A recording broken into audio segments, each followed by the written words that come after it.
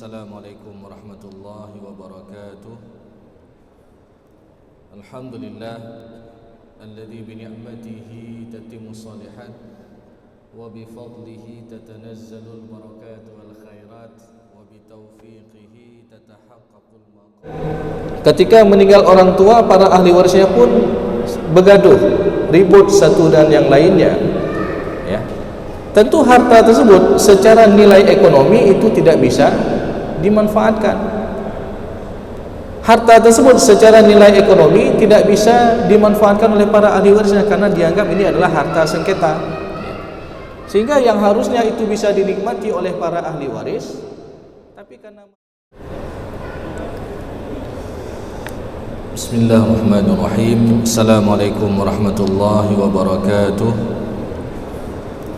Alhamdulillah alladzi bi ni'matihi tatimmu shalihat wa bi fadlihi tatanazzalul barakat wal khairat wa bi taufiqihi tatahaqqaqul maqasid wal ghayat. Asyhadu an la ilaha illallah wa asyhadu anna Muhammadar Rasulullah. Allahumma salli wa sallim ala Sayyidina Muhammad wa ala alihi wa sahbihi ajma'in, amma ba'du. Kaum muslimin dan kaum muslimat sidang jamaah salat maghrib yang dimuliakan oleh Allah Subhanahu wa taala, serta seluruh pendengar Radio Baitur Rahman, Radio RRI dan radio swasta lainnya dimanapun Anda berada. Pertama-tama marilah kita memanjatkan puji dan syukur kita kepada Allah Subhanahu wa taala yang masih memberikan kita nikmat iman, nikmat sehat dan juga nikmat kesempatan sehingga kita bisa melangkahkan kaki kita menuju ke rumah Allah kita cintai ini untuk bisa melaksanakan salat maghrib secara berjamaah. Dan mudah-mudahan salat yang telah kita kerjakan tadi menjadi salat yang makbul dan diterima di sisi Allah Subhanahu wa taala. Juga sembari kita niatkan i'tikaf sampai dengan waktu Isya nanti, kita pelajari ilmu agama, kita pelajari kebaikan-kebaikan. Mudah-mudahan amalan ini semua menjadi asbab diberatkan timbangan kebaikan kita di hari akhir nanti. Salawat dan salam tak lupa pula kita sampaikan kepada Nabi Muhammad sallallahu alaihi wasallam, Rasulullah sebagai qudwah hasanah, Rasulullah sebagai suri tauladan yang baik yang patut kita contohi dalam kehidupan kita sehari-hari. Jemaah yang dimuliakan oleh Allah Subhanahu wa taala, tentu sebagaimana kajian rutin kita yang masih membahas seputar problematika pembagian harta warisan, hibah dan wasiat di dalam Islam. Tentu bicara tentang masalah hukum warisan berarti kita membincangkan tentang masalah hukum yang sangat detail di dalam Al-Quran, yang mana Allah Subhanahu wa taala yang langsung menentukan porsi bagian masing-masing ahli waris. Jadi ada yang mendapatkan porsi bagian 1/2, 1/3, 1/4, 1/6, 1/8 dan 2/3. Dan bagian-bagian itu bukan ditentukan oleh para ulama, dan bagian-bagian itu juga bukan ditentukan oleh para nabi, tapi bagian-bagian tersebut langsung ditentukan oleh Allah Subhanahu wa taala, di mana Allah Subhanahu wa taala secara tegas berfirman di dalam surat An-Nisa ayat ke-7, lirijali nasibu mimma tarakal walidani wal aqrabun walin nisa'i nasibu mimma tarakal walidani wal aqrabun mimma qalla minhu aw kathur nasiban mafruḍa. Jadi bagi laki-laki ada bagian sepeninggal orang tua ataupun kerabatnya. Juga bagi perempuan ada bagian sepeninggal orang tua ataupun kerabatnya. Mimma qalla minhu aw kathur, sedikit atau banyak, nasiban mafruḍa, bagian yang telah Allah tetapkan. Sehingga jemaah yang muliakan ya Allah Subhanahu wa taala, ketika kita melaksanakan pembagian harta warisan sesuai dengan ketetapan Allah dan Rasulnya, maka di sana ada nilai ta'abbudi, nilai ketundukan kita kepada Allah Subhanahu wa taala, sehingga harta yang diwariskan pun menjadi harta yang berkah nantinya untuk para ahli warisnya. Namun jemaah yang muliakan oleh Allah Subhanahu wa taala, ketika ada orang yang menzalimi hak orang lain, yang mana dia melampaui batas dari apa yang telah Allah tetapkan, boleh jadi dengan memakan hak orang lain, dia kuasai hartanya ataupun dikuasai hak saudara-saudaranya, apalagi di sana ada hak-hak anak yatim, maka ini bahaya sekali. Di dalam surat An-Nisa ayat ke-14, jadi ketika kita lihat runtutan ayat tentang masalah warisan, An-Nisa ayat ke-7 menjelaskan tentang bagian laki-laki juga bagian perempuan secara umum. Laki-laki ada bagian, perempuan juga ada bagian. An-Nisa ayat ke-8, di sana Allah Subhanahu wa taala menjelaskan ketika pembagian harta warisan, ada kerabat, ada fakir miskin, ada anak yatim dari pihak kerabat terdekat ataupun dari pihak keluarga, farzuquhum min, kasih juga. Tentu kasih di sini dalam bentuk pemberian secara sukarela, ya. Wa qulu lahum qawlan ma'rufa, dan hendaklah kita berkata kepada mereka dengan perkataan yang baik.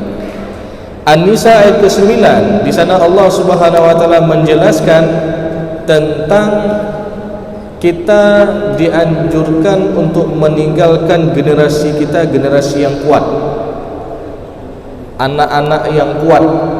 Kuat yang bagaimana? Tentu kuat dari segi imannya, kuat dari segi ketakwaannya. Jadi jangan sampai kita meninggalkan generasi kita, generasi yang lemah, ya.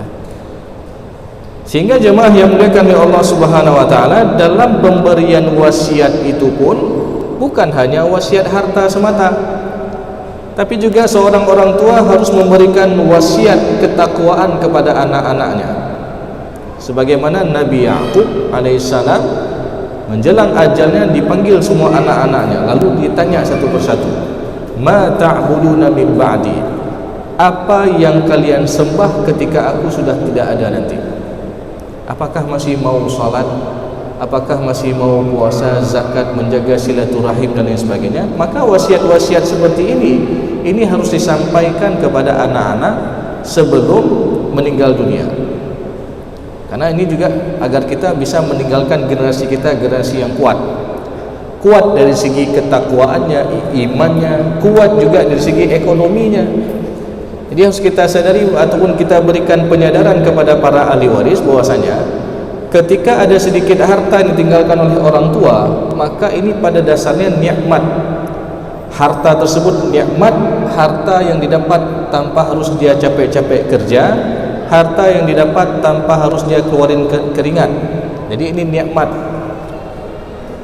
Tapi kalau ini dipermasalahkan, harta ini ketika mereka tidak menyadari itu adalah sebuah nikmat, maka akan menjadi malapetaka di antara para ahli waris, dan secara nilai ekonominya pun itu nggak bisa dimanfaatkan. Contoh misalkan ada satu petak tanah harta peninggalan orang tua, sehingga ketika meninggal orang tua, para ahli warisnya pun begaduh, ribut satu dan yang lainnya, ya. Tentu harta tersebut secara nilai ekonomi itu tidak bisa dimanfaatkan. Harta tersebut secara nilai ekonomi tidak bisa dimanfaatkan oleh para ahli warisnya karena dianggap ini adalah harta sengketa.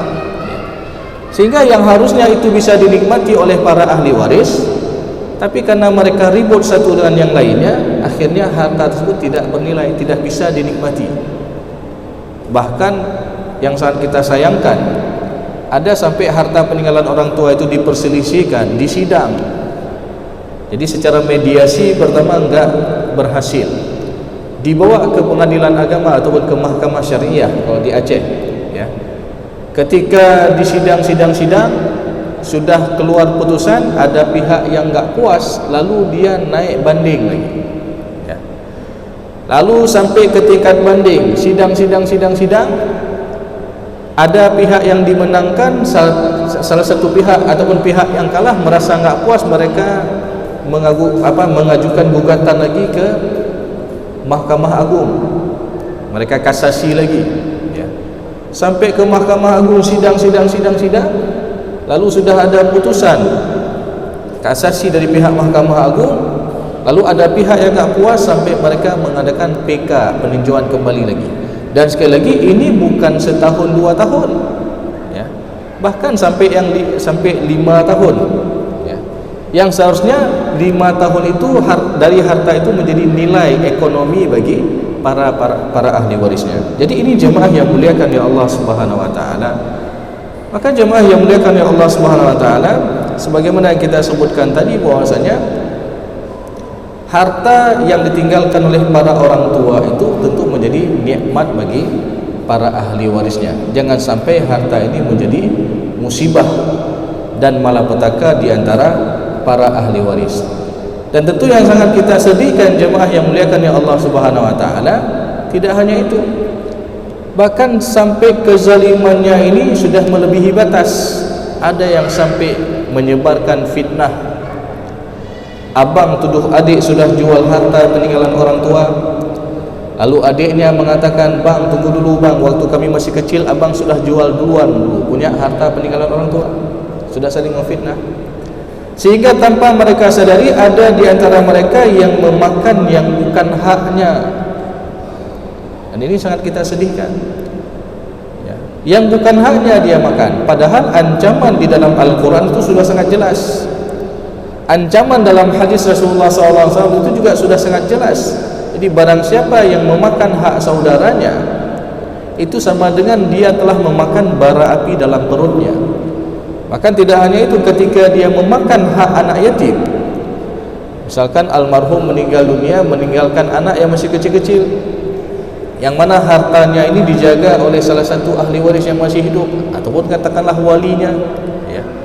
Lalu walinya tidak bertanggung jawab, dia makan terus harta anak yatim ini, maka ancamannya langsung di dalam Al-Quran. Jadi surat An-Nisa ayat ke-10, ini lanjutannya tadi. An-Nisa ayat ke-7 sudah, An-Nisa ayat ke-8 sudah, An-Nisa ke ayat ke-9 sudah. An-Nisa ayat ke-10, di mana Allah Subhanahu wa taala berfirman, "Innal ladzina ya'kuluna amwalal yatama dzulman innama ya'kuluna fi butunihim nara wa sayaslawna sa'ira." Jadi sesungguhnya orang-orang yang memakan harta anak yatim itu sama dengan dia telah memakan bara api dalam perutnya. Jadi jangan kita anggap ada orang yang menzalimi hak orang lain secara ekonomi atau secara kasat mata dia memiliki segalanya, tapi daripada hasil memakan hak anak yatim, ya, itu sama dengan dia telah makan bara api dalam perutnya. Tidak hanya sampai di situ. Lanjutan ayat Al-Quran dalam surat An-Nisa ayat ke-10 tadi, wasayaslawna sa'ira, kelak di hari akhir nanti dia akan dicampakkan ke dalam api neraka yang menyala-nyala. Sehingga jemaah yang muliakan oleh Allah Subhanahu wa taala, setelah Allah menyebutkan An-Nisa ayat ke-10 tadi, ya, tentang bahaya memakan hak anak yatim ini, An-Nisa ayat ke-11 Allah jelaskan tentang porsi anak-anak yang ditinggalkan oleh almarhum, juga porsi untuk orang tua daripada almarhum yang meninggal dunia kalau orang tuanya masih hidup, ya. Jadi ada hak anak-anak dan juga ada hak daripada orang tua dari almarhum yang meninggal dunia kalau orang tuanya masih hidup. Ini dijelaskan An-Nisa ayat ke-11. An-Nisa ayat ke-12 Allah Subhanahu wa taala menjelaskan tentang porsi bagian suami dan istri. Jadi kalau seorang istri meninggal dunia dan mana dia tidak meninggalkan keturunan, maka untuk suaminya mendapatkan porsi 1/2. Kalau almarhumah istrinya ini memiliki keturunan, maka untuk suaminya mendapatkan porsi 1/4. Dan pembagian harta warisan ini dilakukan setelah diselesaikan berkaitan dengan hutang piutang dan juga wasiat. Begitu juga sebaliknya, ketika seorang istri meninggal dunia meninggalkan seorang suami, maka untuk suami mendapatkan porsi bagian ketika seorang suami meninggal dunia meninggalkan seorang istri, maka untuk istrinya mendapatkan porsi bagian 1/4 jikalau almarhum suaminya ini tidak ada keturunan. Tapi kalau almarhum suaminya ini ada keturunan, maka untuk istrinya mendapatkan porsi 1/8. Jadi ini secara jelas Allah Subhanahu wa taala uraikan di dalam surat An-Nisa ayat ke-12. Begitu juga An-Nisa ayat ke-12, di sana juga Allah menjelaskan ada hak saudara dan saudari seibu dengan almarhum.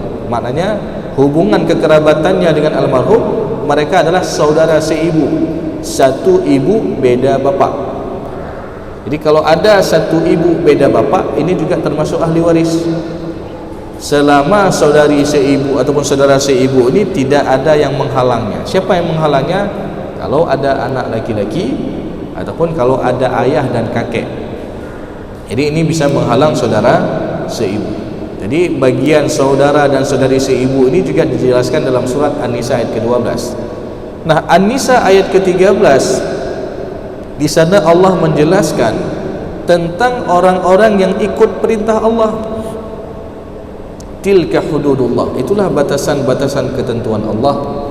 Barang siapa yang taat kepada Allah dan Rasulnya, maka mereka akan dimasukkan ke dalam syurga tajri min tahtihal anhar, yang mana sungai-sungai mengalir di bawahnya. Wa dzalikal fawzul azim, dan itulah kemenangan yang besar. An-Nisa ayat ke-14, Allah mengancam bagi orang-orang yang melampaui batas. Wa may ya'sillaha wa rasulahu, barang siapa yang bermaksiat kepada Allah dan Rasulnya, wa yata'adda hududahu, dan melampaui batasan-batasan ketentuan Allah, maka ancamannya ada 3. Ya. Jadi ancaman bagi orang-orang yang tidak ikut perintah Allah ataupun dia melampaui batasan ketentuan Allah dengan menzalimi hak orang lain, maka ancaman dalam Al-Quran disebutkan ada 3. Yang pertama, yudkhilhu naran, dia akan masuk neraka, khalidan fiha, yang kedua kekal dia di dalamnya, walahu adzabun muhin, dan baginya azab yang menghinakan. Jadi ini jemaah yang muliakan ya Allah Subhanahu wa taala, jangan kita menganggap ketika kita memakan hak orang lain kita aman-aman saja. Boleh jadi di dunia ini kita aman-aman saja, tapi di hari akhirat Allah Subhanahu wa taala akan mempertanggungjawabkan terhadap dari harta yang kita miliki. Bahkan dalam sebuah hadis Rasulullah SAW disebutkan, lan tazalu qadama ibnu adam yaumal qiyamati hatta yus'ala an arba'. Tidak akan bergeser kaki seorang anak Adam di hari akhir nanti sampai dia ditanya terhadap 4 hal ataupun 4 macam perkara. Salah satunya yang ditanya oleh Allah Subhanahu wa taala berkaitan dengan harta kita. Min aina tasabahu, dari mana kita peroleh harta itu? Allah katanya, ini apakah dengan cara yang halal? Ya, yang halalnya saja dihisab kita. Apalagi kalau di sana ada yang haram. Ya. Dizalimi hak orang saudaranya, ya, dimakan hak saudaranya. Bahkan kezalimannya ini sampai melampaui batas, sampai pukul-pukul, bahkan ada yang sampai tumpah darah sehingga dia kuasai hak saudaranya. Yang mana juga ancaman dalam hadis Rasulullah yang lain juga Rasulullah menyebutkan, man akhadha shibran minal ardi zulman, barang siapa yang mengambil sejengkal hak tanah secara zalim, yang bukan haknya, lalu dia mengklaim itu punya haknya, ataupun dia menyerobot tanah saudaranya, maka di hari akhir nanti dia akan dihimpit dan dikalungkan seberat 7 lapis bumi. Jadi jangan kita anggap ini masalah yang enteng, dan kita anggap ini gak apa-apa, kita selamat, yang penting kita nikmat dunia. Ya. Maka pada dasarnya semua harta itu akan diminta pertanggungjawaban oleh Allah Subhanahu wa taala. Dari mana kita peroleh harta itu, wa fima anfaqahu, dan kemana kita habiskan dan belanjakan harta itu juga Allah akan tanya kita satu persatu. Maka oleh karena itu jemaah yang muliakan ya Allah Subhanahu wa taala, tentu berbicara tentang masalah hukum waris berarti juga kita berbicara tentang masalah hak, karena Allah Subhanahu wa taala telah menentukan hak bagi tiap-tiap yang berhak bagi para ahli waris yang ditinggalkan. Maka hal yang perlu kita ketahui jemaah yang muliakan ya Allah Subhanahu wa taala, bahwasanya ketika adanya berlaku sebuah kematian, jadi ada seseorang meninggal dunia, maka apa yang harus kita lakukan? Langkah-langkah apa saja yang harus dilakukan oleh para ahli warisnya? Yang pertama sekali adalah ketika ada yang meninggal dunia, kita tentukan dulu siapa saja ahli warisnya. Penentuan ahli waris sebelum pembagian, karena pembagian itu sekali lagi butuh proses, ya. Pembagian ini butuh kepada proses. Belum lagi mana harta bersama, mana harta bawaan, ya. Ini harus kita pilah dulu. Jadi harus melalui proses yang mungkin sedikit memakan waktu. Belum lagi nanti kita selesaikan mana hutang-hutang almarhum yang harus diselesaikan. Dan hutang ini sebagaimana juga kita pernah menjelaskan pada pertemuan-pertemuan sebelumnya, ada dua macam hutang. Ada hutang yang berkaitan dengan hak Allah, dan ada hutang yang berkaitan dengan hak manusia, ya. Hutang berkaitan dengan hak Allah termasuklah di sana zakat yang belum dikeluarkan oleh orang tersebut semasa dia hidup. Contoh, ada orang memiliki harta, misalkan, katakanlah dia menyimpan emas sampai 100 gram, ya. Maka dalam hal ini ketika sudah mencapai nisab, kalau 100 gram sudah mencapai nisab, karena nisab zakat emas itu 85 gram, walaupun nanti ada pendapat yang lain yang mengatakan 93,6 gram. Berarti kalau kita dalam takaran emas Aceh ni, satu mayam itu nilainya 3,33 gram, ya. Berarti nanti tinggal dibagi, kalau ada 85 gram dibagi 3,33 gram, mungkin jatuhnya sekitar 26 mayam ataupun 25, sekian mayam. Berarti itu sudah sampai nisab. Nah, jadi syarat yang pertama sudah terpenuhi, sudah mencapai nisab. Dan yang kedua, jemaah yang muliakan oleh Allah Subhanahu wa taala, sudah disimpan selama setahun. Dan kalau dua syarat ini terpenuhi, maka wajib dikeluarkan zakatnya 2,5%.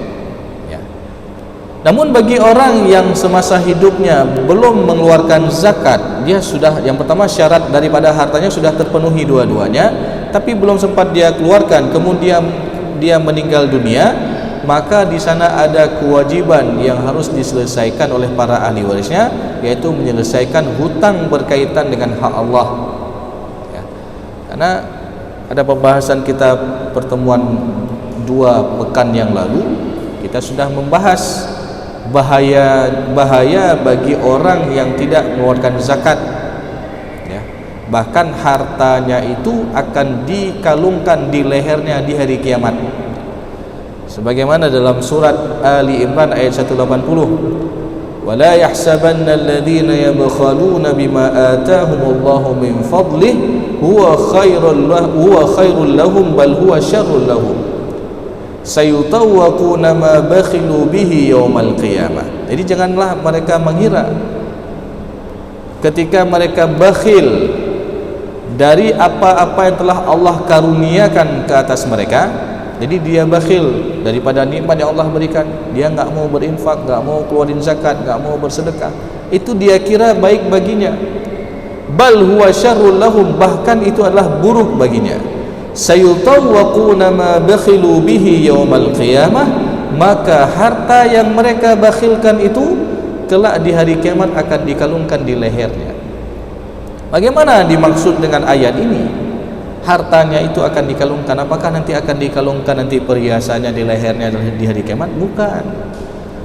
Jadi ayat ini ditafsirkan dalam hadis Rasulullah SAW yang lain, bahwasanya Rasulullah menyebutkan dalam hadisnya, barang siapa yang diberikan amanah harta oleh Allah Subhanahu wa taala, falam yuaddi zakatahu, lalu dia enggak mau keluarin zakatnya, muthilalahu sujaan aqra, maka harta yang dia simpan itu di hari akhir nanti akan menjadi seekor ular jantan yang akra. Apa itu ular jantan yang akra? Yang akra ini maknanya di bagian kepalanya itu tidak ada sisik lagi, tidak ada kulitnya lagi. Lahu zabibatan, dan di sisi mulut ular tersebut mengeluarkan buih, saking banyaknya bisa yang dikandung di kepala ular tersebut. yutawwaquhu yaumal qiyamah, dan ular itulah yang akan dikalungkan di lehernya di hari kiamat nanti, lalu dia memakan dan mematok tangan orang yang enggak keluarin zakat seraya dia berkata, ana maluka, aku adalah hartamu, ana kanzuka, aku adalah apa yang kamu simpan dahulu. Maka ini jemaah yang muliakan ya Allah Subhanahu wa taala, ini harus diselesaikan. Jadi para ahli waris jangan begitu meninggal orang tua langsung bagi-bagi, ya. Padahal almarhum misalkan belum keluarin zakat, ataupun almarhum pernah berwasiat dan lain sebagainya, maka kita selesaikan ini dulu. Makanya tadi kita tentukan bahwasanya ketika meninggal dunia seseorang, hal yang perlu diketahui adalah penentuan ahli waris sebelum pembagian. Jadi kita tentukan dulu, misalkan seorang meninggal dunia meninggalkan seorang istri, lalu ada 3 orang anak perempuan. Kemudian almarhum ini punya saudari perempuan kandung, dan almarhum yang meninggal ini masih hidup ibu kandungnya, dan juga ada pamannya. Kebetulan ayahnya sudah duluan meninggal. Maka dalam hal ini kita tentukan siapa yang berhak, siapa yang tidak berhak. Jadi kita ulang, ahli warisnya ada istri, kemudian ada 3 anak perempuan, kemudian ada ibu kandung masih hidup, ibu kandung daripada almarhum yang meninggal dunia ini.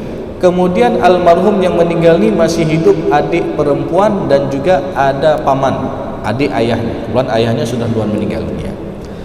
Maka jemaah yang muliakan ya Allah Subhanahu wa taala, yang harus kita tentukan dulu siapa ahli waris yang berhak, siapa yang tidak berhak. Ya. Yang pertama yang berhak adalah yang pertama istri, karena ada hubungan perkawinan dengan akad yang sah, maka dia dapat hak warisan. Berapa haknya? 1/8.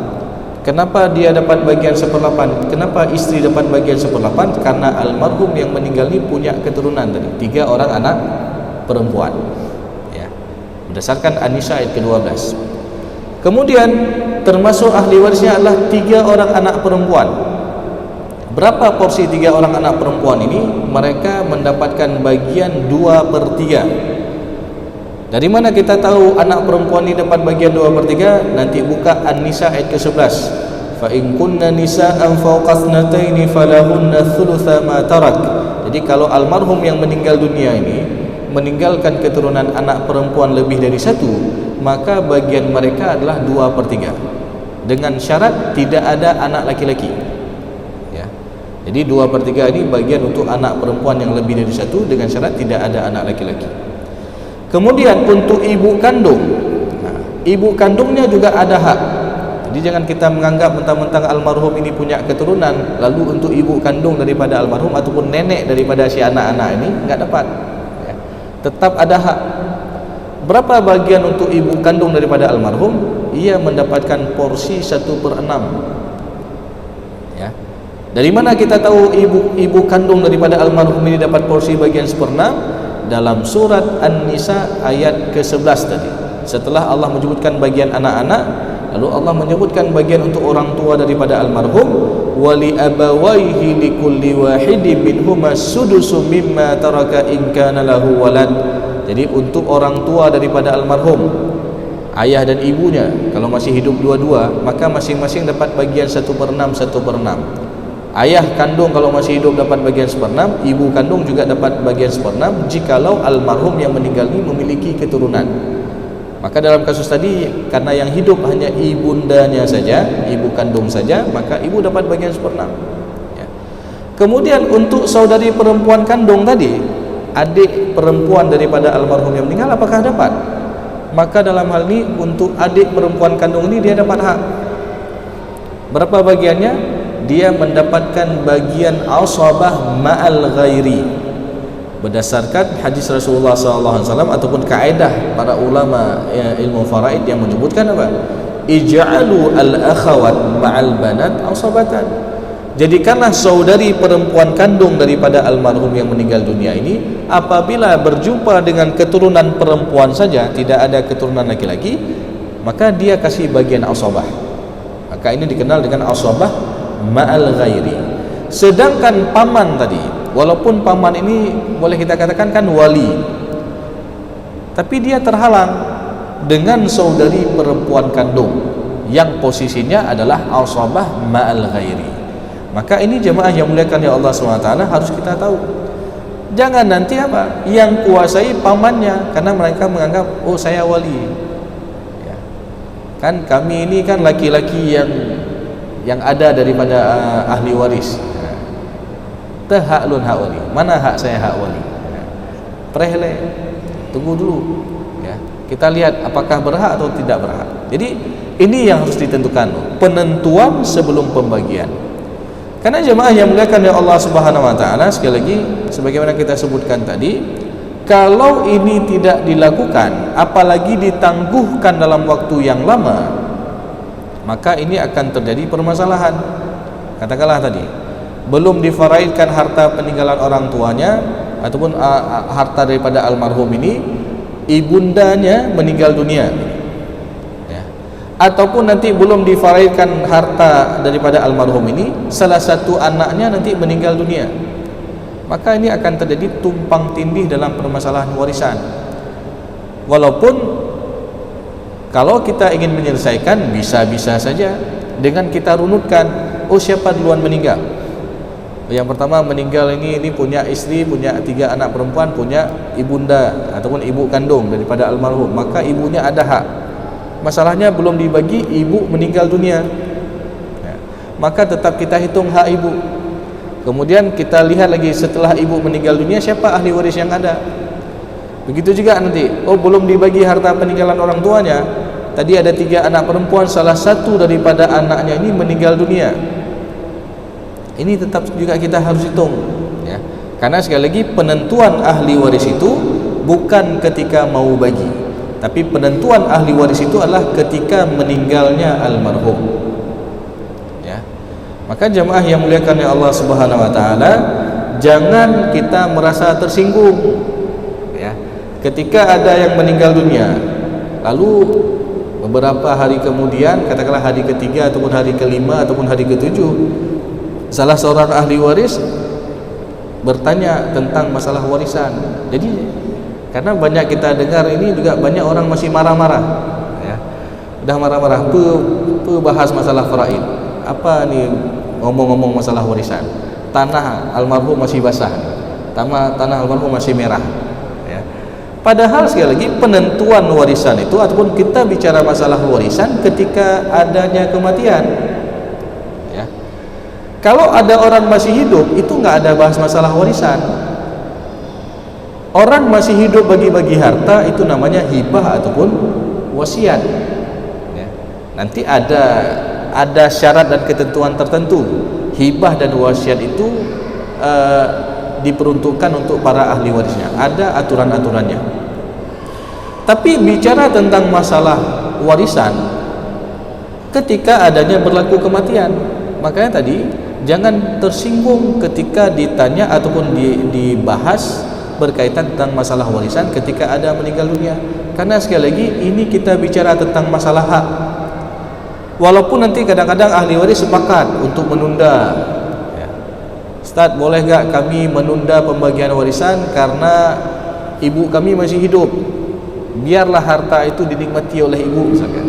Nah, ini boleh atas dasar kesepakatan semua ahli waris ya. Jadi nggak masalah ya.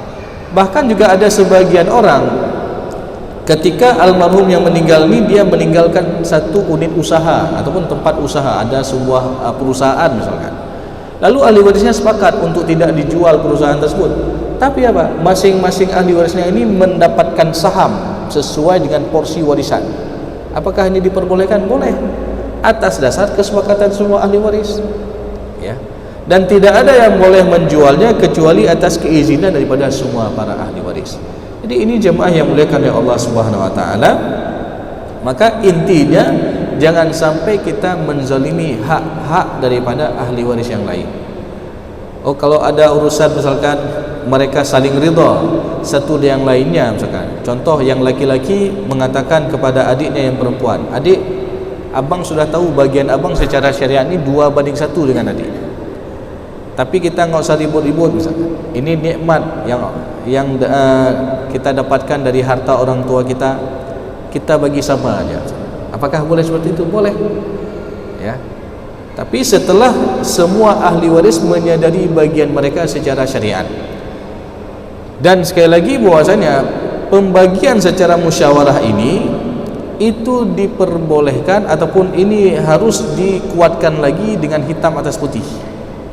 Jadi pembagian secara musyawarah mufakat ini tidak hanya secara lisan saja, tapi juga di sana harus ada saksi dan juga harus ada berita acara sedikit dan ditandatangani oleh semua ahli waris. Karena ini berdasarkan pengalaman jemaah yang muliakan oleh Allah Subhanahu wa taala, orang bisa berubah dengan berubah kondisi. Orang bisa berubah dengan berubah keadaan. Orang bisa berubah dengan berubah nilai peninggalan harta warisan. Oh, dulu enggak ada nilainya, ya. Mungkin mereka enggak terlalu fokus, ataupun yang enggak ada nilai ini dikasih untuk perempuan misalkan, ya. Yang bernilai, yang dekat jalan raya diambil oleh laki-laki. Nah, waktu itu mereka sepakat, yang penting gak ribut-ribut. Nah, beberapa waktu kemudian, rupanya tanah adiknya yang perempuan tadi sudah bernilai, ya, sudah ada jalan elak, ya, jalan tol dan sebagainya, ya, sehingga abangnya ini protes. Nah, ini jangan jadi masalah. Kenapa? Karena tidak ada bukti tertulis. Maka oleh karena itu jemaah yang muliakan ya Allah SWT, tentu dalam pembagian harta warisan ini secara musyawarah mufakat ini diperbolehkan, tapi sekali lagi harus ada saksi dan juga harus ada bukti tertulis, setidaknya berita acara tertulis yang ditandatangani oleh semua ahli waris untuk menghindari hal-hal yang tidak diinginkan yang akan terjadi di kemudian hari, ya. Jadi ini jemaah yang dimuliakan oleh Allah SWT, intinya jangan sampai kita menzalimi hak orang lain, dan ada langkah-langkah yang harus kita selesaikan ketika adanya berlaku kematian. Yang pertama penentuan ahli waris, dan yang kedua setelah itu adalah kita inventarisir mana harta yang benar-benar dimiliki oleh almarhum. Setelah kita mengetahui mana harta yang benar-benar dimiliki oleh almarhum, baru kita selesaikan berkaitan dengan harta kewajiban tadi, kewajiban terhadap harta tadi, hutang piutang, wasiat. Baru langkah terakhir adalah kita bagikan harta warisan tersebut kepada ahli waris yang berhak. Mungkin ini saja jemaah yang dimuliakan oleh Allah SWT sebagai bahan pengulangan kita terkait tentang ilmu faraid. Mudah-mudahan apa yang telah kita sampaikan tadi bisa menjadi ilmu yang bermanfaat dan juga bisa kita aplikasikan dalam kehidupan kita sehari-hari. Lebih dan kurang saya mohon maaf. Aqulu qauli hadza wa astaghfirullah li wa lakum risal mu'minin. Wassalamualaikum warahmatullahi wabarakatuh. Segala puji hanya kepada Allah atas nikmatnya kita bisa berkumpul sama-sama mengingat Allah. Kita tahu di belahan dunia yang lain mungkin ada yang sedang berbuat hal yang Allah nggak suka, tapi alhamdulillah bisa kumpul di sini, bertemunya dengan di tempat yang baik, kegiatan yang baik, bahkan bersama orang-orang baik.